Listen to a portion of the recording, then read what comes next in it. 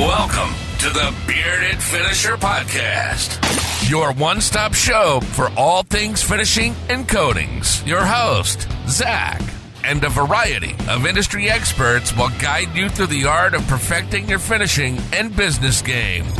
From seasoned pros to fresh faces, get ready for tips, tricks, and trends to elevate your knowledge and business to the next level.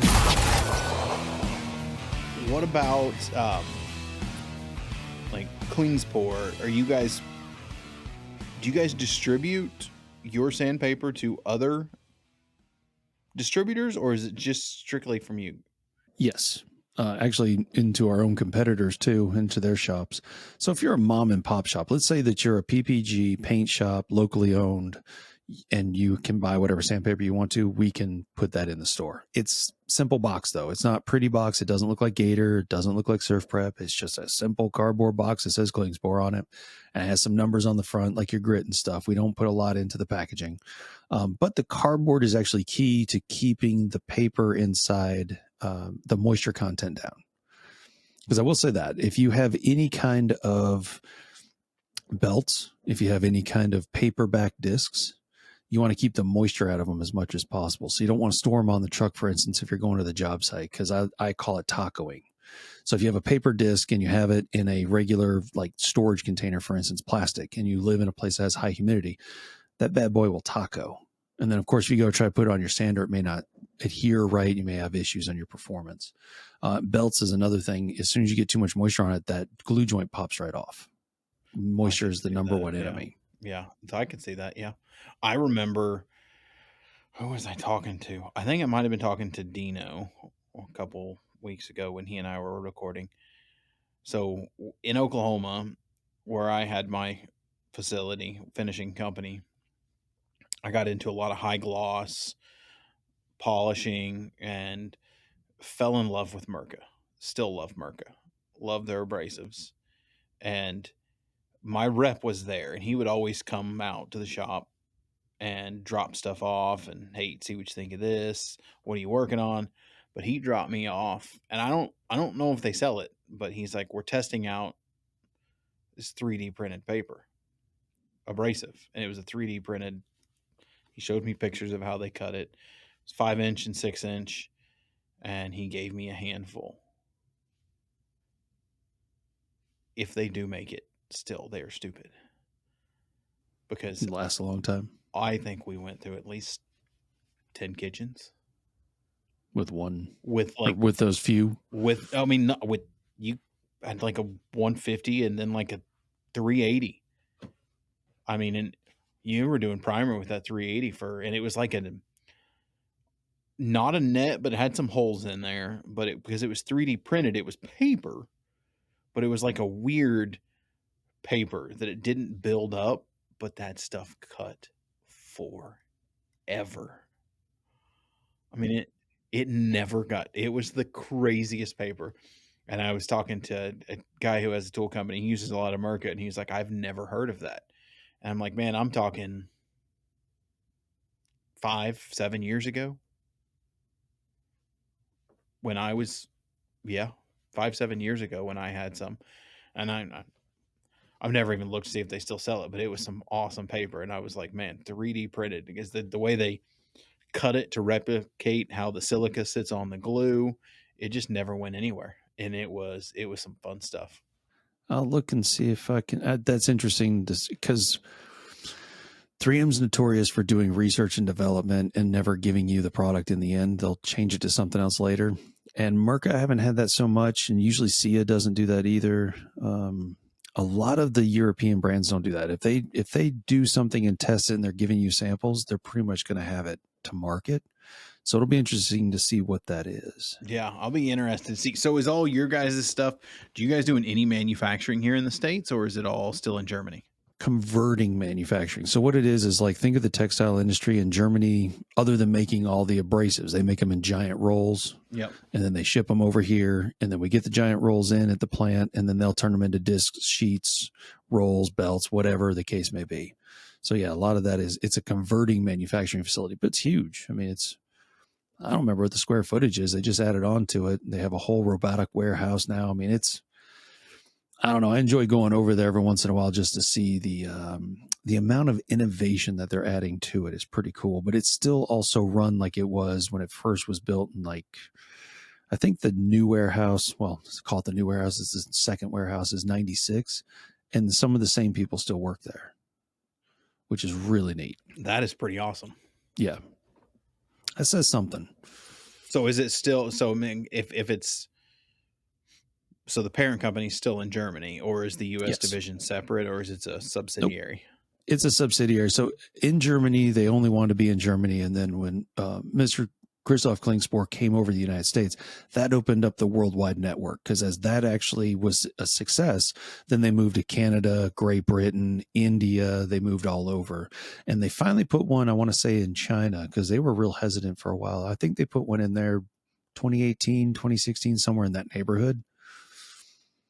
But so South Africa, you name it, if there's a country that has it, you can find it on the Klingspor Dutchland website. It's klingspor.de. So like if you're an international listener, for instance, you're wondering if there's a Klingspor Abrasives near you, you can go there, and basically it has, you just click on your country and it'll tell you the contact information. It's pretty cool. Okay. That's pretty awesome. Yeah. I'm going to have to look it up. I mean, I don't do hardly any finishing. I mean, I think the last time I did some finishing, I was repainting some walls in our motorhome. Well, that's the beauty of abrasives, though. You can use it for anything. I tell you True. one thing you probably could use for the motorhome is called these Sandflex blocks. You ever heard of those? I mean, I've heard of sanding blocks. No. So Sandflex block is a really interesting idea. It's old rubber that's been vulcanized, and then they add silicon carbide grit to it. They bake it into literally cookie sheets is what they look like, and then they slice it up in these little, like, I think they're 3x2 by 1 inch thick. And so it's an impervious rubber block that has grit all throughout. And it comes in 3 different grits. It's a red, green, and yellow. And you can use it on anything. That's the cool thing about them, is that, like, for instance, I don't have one on the desk, of course, but I'm not trying to make this into a selling thing. But what's really neat about it, because it's rubber, you can use any chemical you want to with it. It's not going to hurt it, soak into it, do anything like that. So let's say you had tools, for instance. A lot of times gardeners will use them on their actual tools, because you can sit and push as hard as you want to with it. It'll cut, but it's not going to wear out because it's all the way throughout. And then if you want to add oil, if you want to add a cleaner, doesn't matter. You can add whatever you want to the tool while you're sanding it. So a lot of times in the springtime, we'll have a lot of cast iron tabletops, people getting out of the, getting into the swing of summer, and they have a lot of rust on their woodworking tools. These are great for that. Use the medium, which is like a 120 grit, and you just sand the rust right off. Because the silicate is in the rubber. Yep. And silicon carbide fractures as you use it, but it still stays the same grit consistently. So that way it's always 120 grit no matter what. So if you use it now, 10 years from now, it's the same cut, consistent. But the other thing I like, and the reason I first found out about them, was molding. So if I ever had a special profile that I wanted to sand, I would scribe the profile into the rubber and then sand along it with it. And it was always perfect. It's exactly what was coming to my head. If you've got like a crazy crown molding or base molding that's just a weird shape, because it's rubber, you could just cut it out into the shape of the trim. Exactly. And then sand with it and keep sanding with it, because it's not going to, it doesn't, like some rubber will kind of like chunk off, and this stuff just doesn't. And if you need a fresh, like if you've got paint loaded up in it or whatever, you can just cut out a new one right next to it. It's a pretty neat little block. So that right there, for sure, you could probably have, $15 for all 3 of them. You're set. Oh, I may have to check. That'll be the last one you ever buy too, because they last that long. Man, that's crazy. They last forever. Yeah. So what do you see yourself?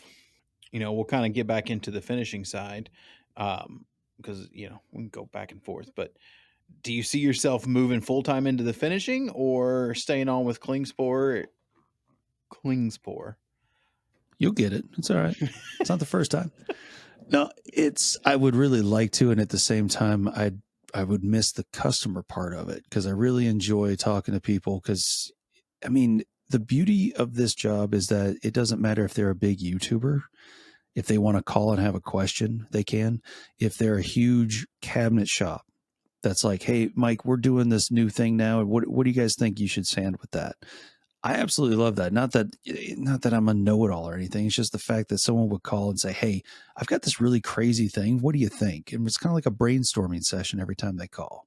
So I love that part of it. So I don't think I would ever try to. I mean, they'd have to get rid of me before I'd quit. Let's put it that way. But if I went to like part-time, for instance, and did full-time, but I got to answer the questions, emails, whatever the case is, I kind of enjoy that. So if I didn't do Klingspor anymore, what I'd probably do is start a radio show where you call in like the car guys back in the day.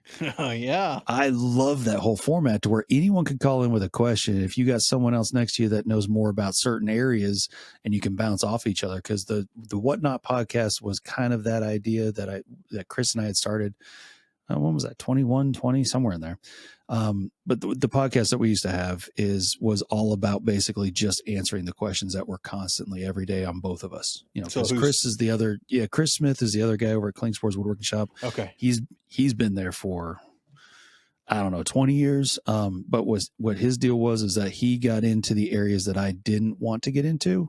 And then I would get into the areas that he didn't want to get into. So we never really overlapped too much, but we always learned from each other. So it's not like I don't care about CNC. It's not something I want to do, but I absolutely am interested in it. So if someone asks a question, I'll read up on it. I'll check it out too while he's answering it. So I kind of have an idea, but it's not something I ever want to be like, yes, I know about CNCs. No, absolutely not. I'll pass that on. So if it came to it and, you know, there was that opportunity wasn't there anymore, then that's what I'd probably end up doing. So how long did you guys do your podcast? 2 years. I think we ended it in 22 at some point because he had gone through some personal issues and so did I. And then we just it's hard to believe it's 2025 sometimes. I don't even know what happened to 23 and 24. I was there for it, but I don't remember it. I get it. My son is 7. He turns 8 next month, July 20th. He turns 8. And I was just talking to my wife about this. I'm like, he's going in 3rd grade. Like, what the hell happened? Like, he was just born and we were at his first birthday in Colorado. And I'm like, now he's 8 and in the 3rd grade and kind of a pain in the ass sometimes. Oh, but dude, preaching to the choir, man. You know, as a dad and the whole thing, when you're working hard and you're trying to do your own business, whatever you're trying to do for yourself, and you have the kids involved, it's amazing to sit back and look at pictures. Like, I'm really kind of glad that there's Facebook memories because I can look at it and be like, holy crap, that was 5 years ago. He looks like he's tiny. Like my son now just turned 16. Holy crap. And what's amazing is that he was like little in 2020. Now he's taller than I am. And it's like, when did I don't remember it happening. It just slowly increased every day, I guess. Yeah. I mean, they say you don't realize how fast time goes by. And when you have kids, it kind of hits you and you're just like, that's when it just speeds by and you wake up and one day and you're like, your kid's graduating high school and you're like, what, wait. I heard guys say that all the time and I never quite got it, but there'll be times where I'll look back in messages and it's like, oh, I was supposed to get back with him on that. And holy, what? That was 3 years ago? Like, geez, I'm a jerk. I had no clue. I thought that was last week. Oh man. I need to cut some more because, you know, prior to getting the studio here, I'd set up every day I had a recording. I'd set up my equipment in our bus and kids were at school and that's when I do my recordings, but I wouldn't always get it put away. So I'd come home and after I pick the kids up and I'd be putting away. And I mean, my son's always like, Dad, can I record one? Can I record a podcast? So I'll turn it on and hit record. And there's probably like 6 episodes on here that are just him. Like, and he's like, hey, everybody, welcome to the Bearded Finisher podcast. I'm doing it today. And I'm like, That's man, awesome. I've got to get those out on YouTube because they're phenomenal. Like, absolutely. And there's one out there, and, you know, it doesn't matter to me what politics are. I try not to talk about them too much. But there's one where I'm sitting on the couch and he's sitting in the chair and you don't realize how much soaks in, but he goes on like a 30. I mean, he's 7. This was just this year. He goes on right around the election. Oh boy. It's a full 30-minute rant on politics and who's good, who's bad, explaining the candidates to the camera. And I mean, it's gold. It is hilarious. I mean, it's like politics from a 6-year-old. Absolutely. We'll see when the kids watch. I don't watch television as much. Like I just kind of stopped. And it's so funny. I'll be like, so what's on the news today? Like, tell me what you're hearing. Tell me what's going on. Because I like to keep up with what they're hearing and saying. And then I'll keep up with all the reasons. Like, I don't look at one source. I'll look at several sources and kind of get an idea. It's just how I grew up. Make your own mind up. What? Make your own mind up and just take the little facts that like, that makes sense. That doesn't sound right. Whatever the case may be. So I love listening to them tell me about what they heard and what's going on and how did, well, yeah, tell me about that. Like what's going on with that. And the election was hilarious because they got into it. They were never into it before, but they got really into it. And they would have both of them. It's daughter and son. And the daughter's 19 and son's 16. So therefore they're close enough to where they have opinions, but they're not the same. It's great. And dude, they would go back and forth. And my wife and I would just sit and listen until they got to like, they never got arguing about it, but they would get to a point where it's like, all right, knock it off. It's like, you guys getting heated over no reason at all. But it was fantastic. It really was. Oh man, I just remember you got to release them. I mean, you got to release them. I need to put them out on YouTube. I'll have to throw them up on the channel some of them are, man, I'm gonna have to go through and look at him. He's wanting to do one. He keeps asking me, he's like, can I be on an episode with you? And I'm like, all right, I tell you what, getting ready to turn 8. We can talk about you being on an episode, but you got to come up with enough things to talk about for like 45 minutes and I got to approve it. But you run the show. You ask me questions. So I'll watch that one because it's so crazy to listen to what they're absorbing, what they want to say about it, how they grab pieces of information and how they conclude whatever they don't understand into what they do understand. It's fantastic. You know, what'd be awesome is if you take the AI video and you did it with like babies, you did it with Bigfoot and you just put his voice to that. I think you would get a kick out of that. Ask him what he would want to be in an animated form talking about this and see what he does. That's a good one. I mean, I did a couple of videos, Riverside, the app that I use here.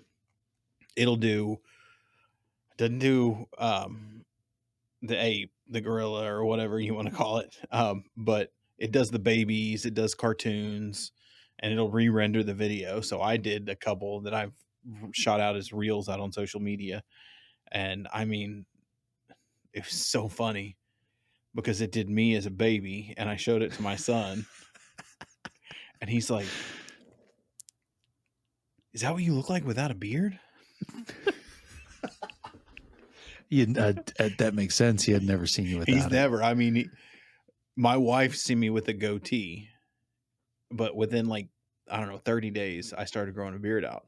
So my wife's never seen me with no facial hair, and the kids have never seen me with no beard. This is like the shortest they've ever seen my beard. So they're just like, is that what you look like without a beard? Is that what you look like as a baby? I'll never forget my dad had the very Amish looking thing in the late 80s. I'll say that, like just the beard that he had and the mustache. And then one day I come home and it's all shaved off. I remember screaming because I didn't realize who that guy was in the bedroom with my mom. Because he was just sitting there. They weren't doing anything. They were just in the bedroom and, hey, Michael, come in here. So I come in there and I just remember screaming and run out the door. Like, I don't know who that guy is. My wife tells this story. Her dad's always had a mustache his whole life. Grows a little goatee every now and then. Like once in a blue moon, my wife says my mom makes him shave it, thinks he'll look better. And then halfway through shaving it, she's like, stop. It's weird. But she came home one day and she said she was like elementary school. Her and her brother, who's older, came home and he had shaved it off. And he has a younger brother whose name is D. His name's Darrell. And she said that we locked ourselves in the garage crying and would not let my dad come in because we could not understand why my Uncle D was lying to us and telling us that he was our dad. We just did not know why he wouldn't tell us the truth until our mom came home and was like, no, that's your dad. And they were just like, no, it's not. So remember when you go to shave it off at all, that this will be a lifelong memory for them. Yeah. Good or bad. Yeah, probably leaning towards bad. I don't know that I'll ever shave it off. I don't think I could. Yeah, I have to say I've had this goatee since I was 17 and don't know. It was just one of those spur of the moment things. It was 1997. Let's grow a goatee. Yeah, I've gotten close. I've trimmed it really, really short, but I've never cut it off. Well, I'm started shaving my head. Man, it was towards the September, October last year. And I've been thinking about it because it was getting thin on top. And I was like, man, my wife's just like, no, I'm not ready. I'm not ready. We can see about the surgery. I'm like, I'm not getting surgery. I'm not paying someone to put hair on my head. She's like, That's a good idea, though. Let me tell you, just be you. and I was just like, she was like, I just don't know about shaved. So one day I'm at the barber shop and I'm seeing it's thin on top and I'm very self-conscious about it. So I'm like, hey, just shave it as close as you can. And let me know how it looks. And he shaves it and he's like, dude, it's spotty as fuck up here. We just need to shave it all the way off. I mean, the barber was very honest. He was like, it's just patchy. When it's long, you don't notice it, but it's really bad. So I was like, all right, shave it down. And sent a picture to my wife and she was like, what the fuck? She wasn't ready for it, was she? No. Now she's like, why didn't we do this years ago? You look good, bald. And I'm like, thank you. Now, my daughter, who's 4, she's like, Daddy, where's your hair? You need to grow your hair back. And up until just, I would say last week, she refuses to touch my head. She says it's weird. And then last week she rubbed on it and she goes, it's kind of sticky. What a comment. Oh, so man. I mean, just the thing that kids will say and oh man, it's great. It's great. Absolutely. Their observations and with the words that they know is almost spot on. Like you couldn't write it better. My son called it Velcro and I was like, it does kind of feel like Velcro. It's pretty good. Yeah. I noticed that with mine, the little patch here that's left, it was a lot further forward when I was doing podcasting because when your editor will see it whenever we very first start recording before we got into this, I was sitting there going like, woo, like, dang, buddy. I hadn't seen it. I hadn't turned on the camera in a while. I mean, we all get older. I think I'll be 43 this year and Congratulations. It's weird, man. I can't even, it's seems weird to be 40s, but what's even crazier is I tell people I still don't feel like an adult. Mm-mm. I don't feel like I it's should. Good or bad. I don't feel like I should be old enough to be raising kids. Oh, I definitely don't feel like I should be responsible with children. See, I'm like, you want me to drive them to school? Like, yeah. Was there a form I was supposed to sign for this? I don't remember that whole thing going on. My wife's having a little regret right now because we have a 2-door Jeep. It's a toy Jeep and kids ride in the back. They're fine. Well, she picked the kids up for something and they're riding in the back. My daughter, and it's soft top. So the back windows aren't tinted. And I don't know. Zoe's my daughter's name. She's just goofing off and sitting on her knees. And next thing my wife knows, whoop, whoop. Cop pulls her over. Daughter standing up in the back seat, no seatbelt, 4 years old. Oh, is that illegal? She's like, and cop follows her to Walmart. Oh. And sits outside. So they go in and buy her a car seat. I mean, we are not the car seat parents. We are the free range parents. Like we grew up without them. So we're just like, they'll be fine. So I can't believe, man, wow, made you get a car seat. Oh yeah. She said he sat out there and a $455 ticket. Oh, he was making a point for a minor. Yeah. Oh, he was making a point. I'm so sorry to hear that. So now she's very, well, and then I guess it was that fine. And then something, she can't get another ticket for 90 days and it doesn't go on her record. Okay. So now it's like, she won't allow herself to take the kids anywhere in any vehicle. I have to be driving. I just get one of those little booster seats. Oh, that's what they ended up getting her at the store, is one of those little booster seats, and she likes it because she can see out the window better. But that's a hard lesson. That was a hard one to learn. Absolutely, that's that one. I don't know about that one. That just stinks, is what that does. That one hit you a little hard. Do you want your brand in front of the people who actually move product? Painters, finishers, and manufacturers? The Bearded Finisher podcast has pulled in over 75,000 downloads and reaches across the entire finishing supply chain, from job site to manufacturing. From single episode sponsorships to social media promotion, we offer flexible options that get your brand noticed. Real reach, real results. Visit thebeardedfinisher.com and let's get your brand front and center. Are you a residential painter buried in admin, scheduling chaos, or constant material delays? Meet mypaintbuckets.com, the first dedicated project management platform built by painters for painters. It delivers turnkey workflows to simplify your day, from project sharing and material ordering to scheduling and EPO capture, so you can focus on scaling your crew and maintaining the reputation you've worked so hard to build. And if you're a supplier, painters are evolving faster, smarter, and more efficient than ever. The suppliers who thrive over the next 10 years will be the ones who build real trust. That's why we created free tools to help you keep up and stay relevant. Head to mypaintbuckets.com and see why the next generation of painters isn't looking back. Well, man, I don't want to keep you too much longer. No, you're good. You're good. I was just thinking one thing I was going to say here for a second. I never imagined myself getting to this age.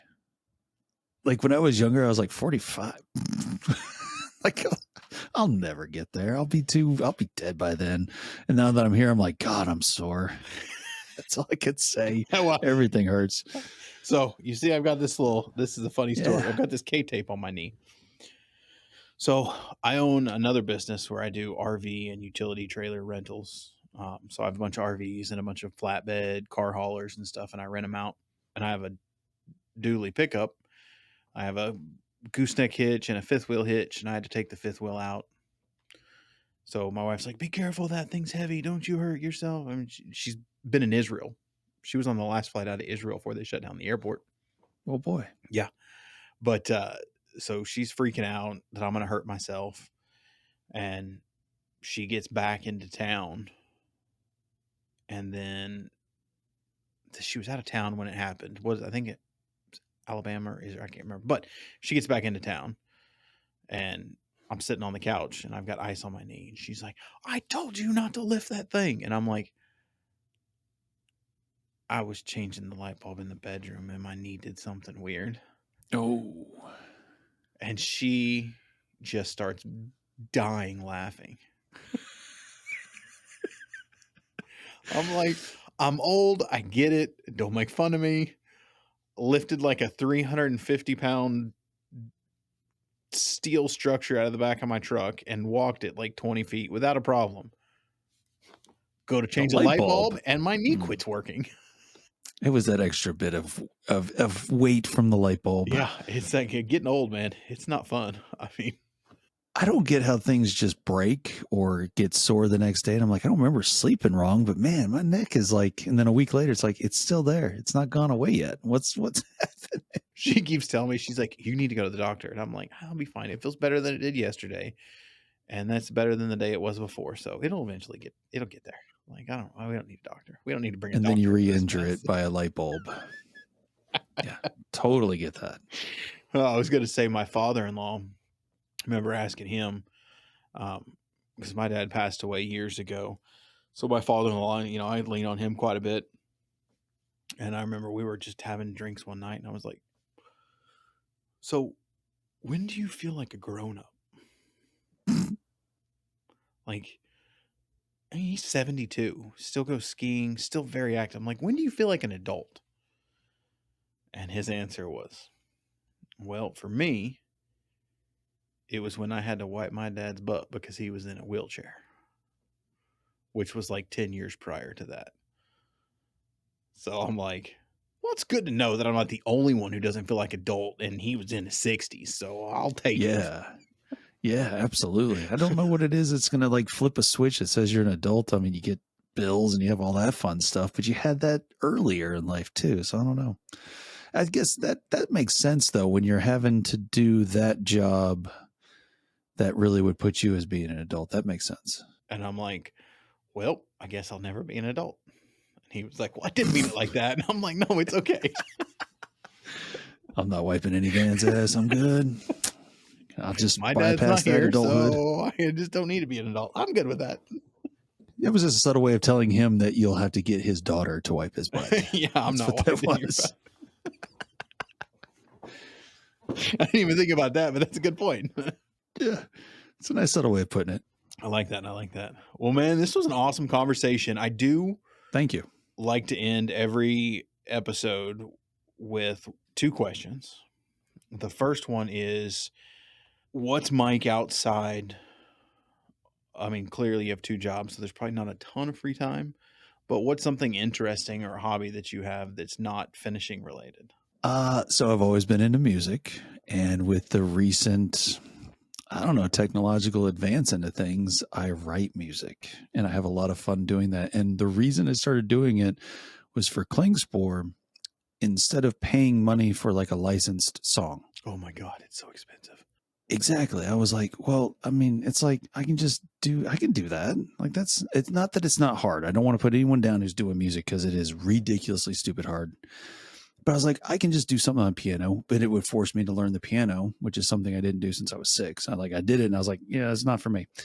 But now I'm kind of forcing myself into music theory because I was in a band at the same time I started doing a lot of refinishing in the late 90s. So I just kind of went back to those roots to see if I could do that again. And luckily there's a lot of music services for like $30 a year. You can release it to all the platforms. So like the Whatnot podcast, I did the intro to that. That's really what really kicked it back off for me. That's pretty cool. Yeah, I've just went through all this with my editor about, I've got some ads running for advertising space and my consulting services and putting music behind it and trying to license it because you're generating income off of it. It's insane. Yeah. And he's like, I mean, there's stuff you can go to YouTube and type in like the free music or whatever. And I'm like, I'm not above it being a little bit corny. I'll go find the free music because it was like tens of thousands of dollars. Oh, it's yeah. And the bad part is the artist doesn't get that. That's crazy. Yeah. Yeah. So like so far I've made 11 cents. Where's all that money going? Exactly. I don't know. Not to me. That's insane. But I'm not in it for the money. I'm just like, you know what? I have this, for instance, if something happens, I will just like, if I get a spur of the moment thing, and if I can do it in 3 minutes, I'm happy with myself. Now I don't ever finish most of them because it's like, well, I really like this part, but I don't know what to go with. I don't know where to go from here. And I don't have time to sit and just dwell on it. I'm just like, I really like this part. Like right now I'm working on 2 songs. That was one song, but they were completely opposites. First one started as hip hop. The last one started as like the intro to some sort of cinematic thing. And I'm like, I don't even know how I got here. So I just broke them into half and said, here, I'm going to put this one over here and I'm going to put that one over there. Now that's interesting. That's probably the best, my favorite non-painting related. That's pretty good. I like that. Oh, yeah. I really like the music because I can do just whatever hits me. I have no idea what I'm doing, but I enjoy it. That's probably the best part. Like there's no real, you just do it because you love it. That's true passion. I mean, you don't have to make it perfect. It is what it is. Oh, and then whenever you have those really boring calls on Zoom that I've got here, I can show you. Like I've got one of these Akai keyboards, right? Okay. And so I'll open up BandLab, which is a browser-based free software. It's a DAV, but it's free. So I'll open it up and I'll just pick a piano and I'll just sit over here and I'll just play on the piano during the meeting where I'm like, yeah, this is like super boring for me. Why am I even here? This could have been an email. So I'll just start messing around. You know, that's probably the one thing that I am glad, and I don't think I could ever go back to the corporate world, you know, with the meetings, the pointless, endless meetings. There's some that are like, this is great. Like this, we really got somewhere. That's like 1% of the time. Yeah. It's the unicorn. That's why I take that time and I use it very constructively by doing 2 things at once. I love it. And then it gives the meeting some music because obviously it doesn't have any music. So now I can have music to it. You just put a background to the people talking. I love doing that. Whenever you have someone that has a certain cadence to their voice, I'm just like, doodly doo, doodly doo. Yeah, that's fun.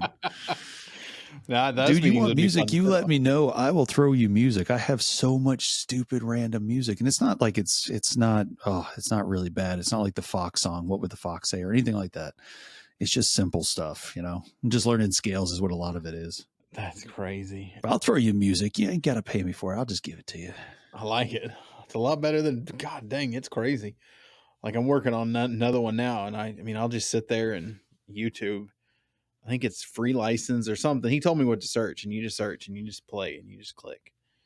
If I like Yeah, it, but I copy and paste it to like a notepad. So like I've sent him this notepad and like 30 plus links on there. I'm like, sort of like the most. I would use these above all else. You know, no, I've gone down that road, and that was when I was like, the amount of time I'm taking to do this, I could probably just put something on the keyboard and be done. you know what's really weird is like I had so I love Fiverr. I think Fiverr's a great platform. Fiverr's cool. It is amazing. I've used it for multiple things, but I used it one for my intro to my podcast and did some video, audio, and then I had a guy do a video with it.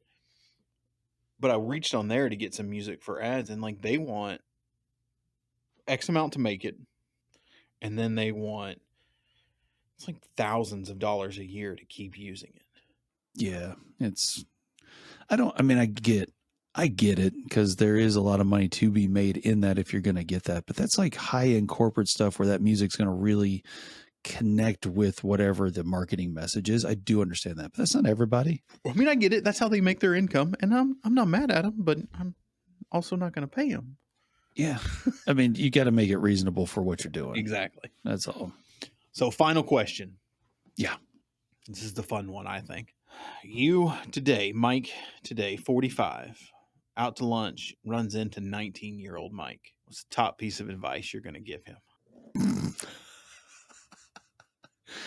Boy, 19-year-old Mike. Or is 19-year-old Mike giving 45-year-old Mike advice? Which way is that going to go? Well, I was going to say that it would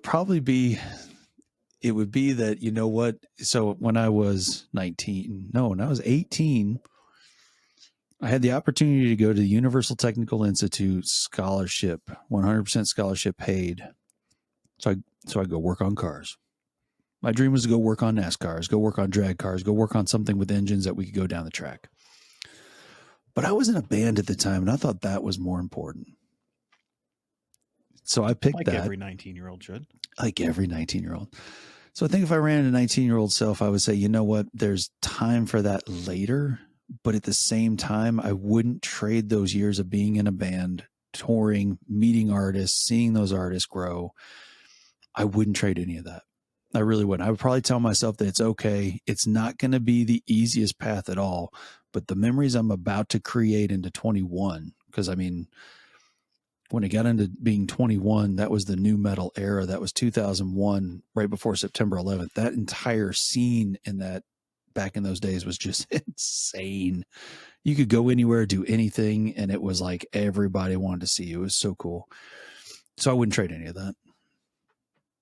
I would just tell myself that it's the right choice. You did all right. Like, it'll be okay. It's not going to be the easiest, but it'll definitely be the right one.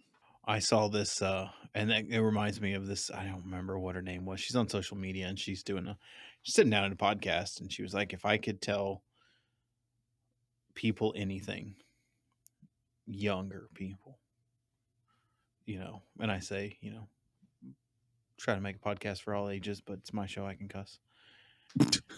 Take the biggest fucking risk of your life when you're young, because you got time. Don't wait till you're older. Take them now. Mess up. Take those risks. And I'm like, yeah, that's probably, I should have taken more risk. I was pretty risk adverse. Should take risks. I can agree with that.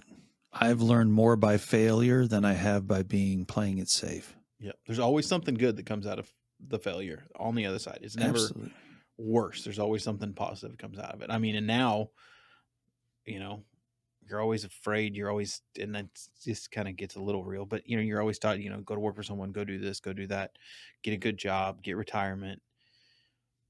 Man, I wish I knew then what I know now, because it's like, take risk, how easy it is to start businesses, multiple businesses, and how easy it is to get access to the money.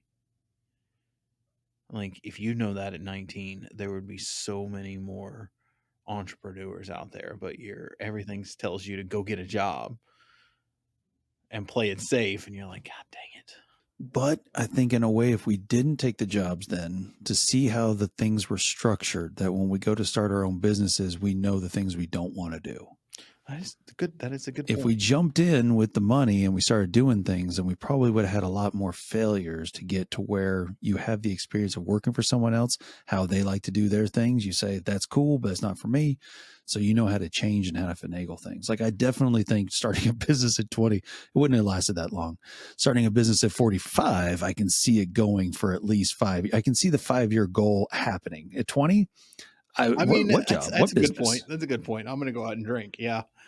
Now that you say that, I do think that. But, now I'm like, God, I wish I would have started businesses a lot sooner, because, this RV business was multiple business I've started, but I've decided, we bought a business, and I'm like, oh shit, that's way easier than starting it from the ground up. I'm not starting from the ground up anymore. No, it's already established. Already has clientele. I'm just going to buy businesses, buy the boring businesses. Like, I'm not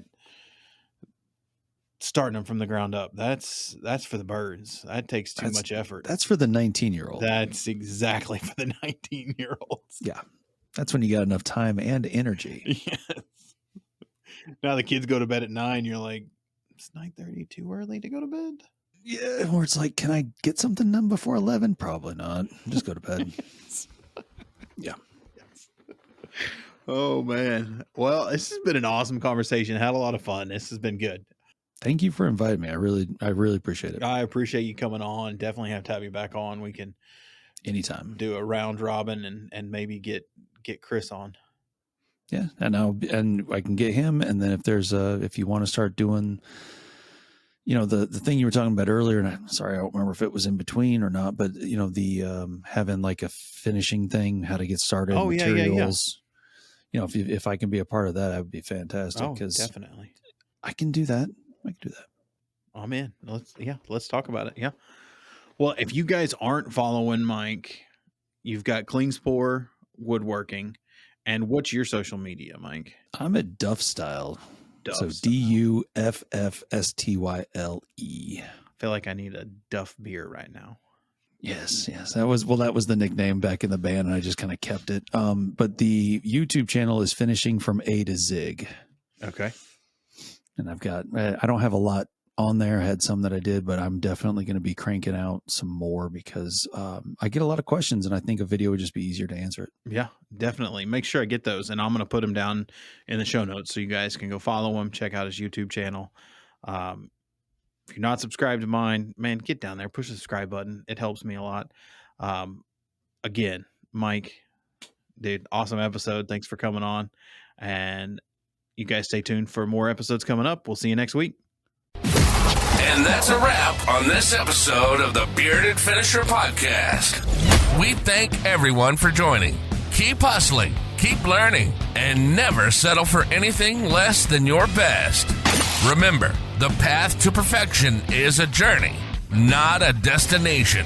Until next time.